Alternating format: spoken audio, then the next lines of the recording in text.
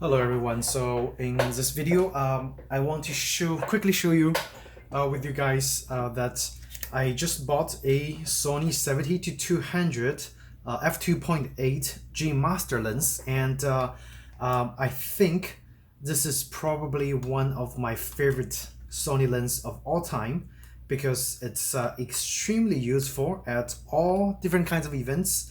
I've actually bought the lens just in time to shoot a bar mitzvah event at a Jewish temple, and it actually performed quite well. The built-in camera image stabilization most definitely helped, and of course the lens is very quiet during use. I actually bought it used for almost I think $600 off MSRP. Someone is selling a excellent condition lens, so this one is used for I think I paid $1,800 for it, and the retail price for the lens goes to somewhere around $2,500 to $2,600. And if you want to add additional insurance protection, that's another $200 to $300 on top of that. So most definitely, I think personally that if you value the value of the lens, if you are kind of on a budget, and you should most definitely consider buying those G Masters used, because you can save quite a lot of money right off the plate. And usually the lens comes with a warranty if you buy it directly from a US retailer. But my experience with those lenses is that once you got it and you tested it, it works perfectly fine. It's not gonna break. So that is my general experience. Granted, I only had one lens that I bought brand new from Nikon, a 70-200 nano coated f2.8, the newest version of the VR2 or whatever. The lens actually failed within a year, and it failed very dramatically on a photo shoot. So that was one only horrible experience I had with a lens that broke down. The other lens I've had, so I've owned probably like 20-30 different kinds of lenses now, never had any problems. So just one lens that had problem. And so this one I bought it used, excellent condition. I tested it out before the photo shoot and it works beautifully. So my advice for anyone on a budget is invest your money on a good set of lens, and don't worry too much about the camera, because the lens is for sure gonna hold its value once it goes down that initial price job. So over here, as you can see, I have the Sony a7 III, and this is my G Master 2040-70 that I use for general purpose, mostly useful on wedding engagement photo shoots, all kinds of events. This lens is immensely useful. And I have just added the 70-200 because sometimes I just need that additional coverage of the zoom. And quite interestingly, I've also discovered that it's also immensely useful to get that really nice creamy looking background when you just set the aperture to f2.8 wide open, and it gives a really nice looking bokeh, and it's just like very creamy. Like it's the image comes out of this lens is just beautiful, like a lot of usable shots. And with the Sony's the IAF, and I pretty much don't miss any shots, any important shots when it comes to the focusing performance. It focuses extremely fast. Both of those lens focuses super fast.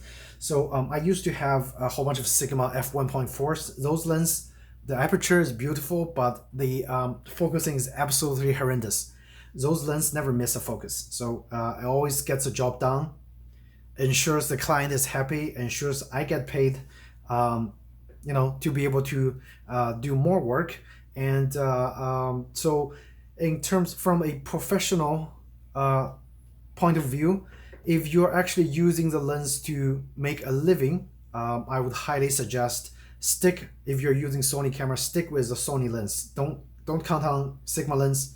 I bought those and I did some reviews. Initially it was good, but then the focus is a really bad problem and an issue. So I sold those Sigma and I got all Sony G Masters.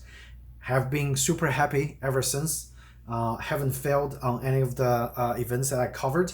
And So that is what I want to say in this video, that it's important to get the lens, to get the Sony lens for Sony cameras.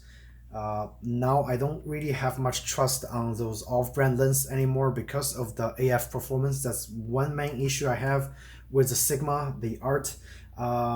With this one, it's just a joy to use. So again, the filter size, it's a 77mm standard filter size, and I believe it's so the G Master for 24-70 is 82mm. All standard filters that you can buy for fairly affordable price, but the lens hood is really nicely designed, and it features a really nice filter hole. I'll show you guys really quick. So right over here.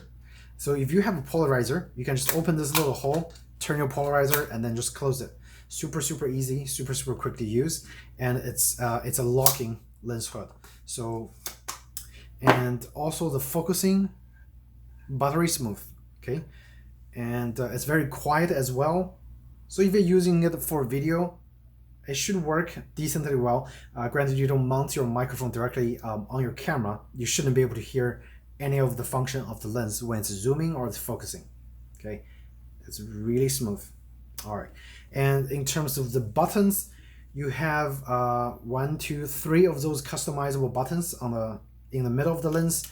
You have the AF MF switch. You have the focusing distance. You have the full focusing distance, or you can go from a close the far focusing distance. So from 3 meters to infinity. So that way the lens doesn't hunt excessively, especially if you're shooting low light and subjects from really far away. This lens also features the optical steady shot. So you have the option to turn on and off, and there are 2 modes. So mode 1 is for when you are handheld the camera and the lens to do the shoots. And mode number 2 is if you put the lens on a tripod and you're actually panning the lens around left and right. So those are the 2 modes what they use for. So with the OSS paired with the A7 III's in-camera image stabilization, it works really fantastic. There's most of the shots come out really sharp if the subject is not moving a lot in the low light situations. So yeah, in my opinion, definitely a great buy if you can get it used in excellent condition for a less than $2,000, and it should most definitely hold its value. It should most definitely make your client very happy with the results that you produce with this lens, and it's just a real joy to use. The close focusing distance is also excellent. Like you can it's about 3 foot, so you can get really close and get some really creative shots with like different kinds of zooming range.